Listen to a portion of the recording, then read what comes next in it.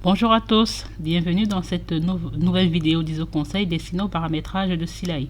Aujourd'hui, nous allons voir ensemble comment effectuer une régularisation de cotisation. L'exemple qui arrive très souvent, c'est un salarié qui est affilié à la mutuelle, contrat frais de santé, et pour lequel le premier mois, par exemple, nous n'avons pas marqué sur son bulletin les cotisations pour cette affiliation. Donc, je prends l'exemple de ce salarié qui a une cotisation frais de santé sur son mois de janvier 2022 et je dois faire une régularisation de la cotisation qui n'a pas été mise en décembre 2021. Donc, pour ce faire, je dois cliquer sur la rubrique de cotisation, la PS 289. Sur votre clavier, vous appuyez sur la touche Insert. Et là, j'ai la PS 289 qui apparaît et je peux la rajouter.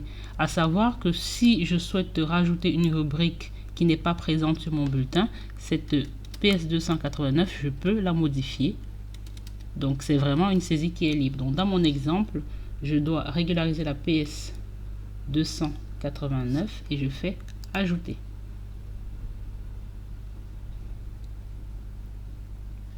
Là, j'ai ma deuxième rubrique qui s'est créée. Je peux modifier le libellé si je souhaite. Régule décembre, par exemple. Régule décembre 2021. Je saisis la base salariale.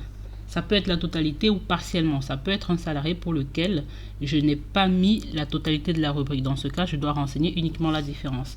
Pour mon exemple d'aujourd'hui, c'est un salarié pour lequel on n'a pas du tout mis une partie. Donc là, je saisis. Ça aurait été une base fois un taux, il aurait fallu saisir toutes les valeurs. Donc, je recalcule mon bulletin.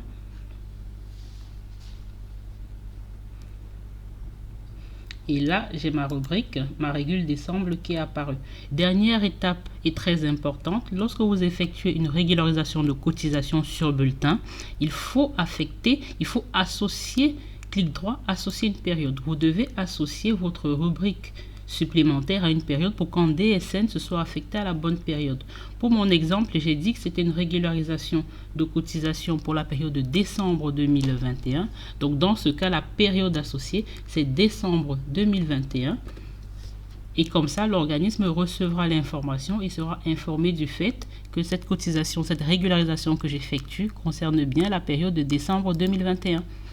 Et là, je fais refaire mon bulletin.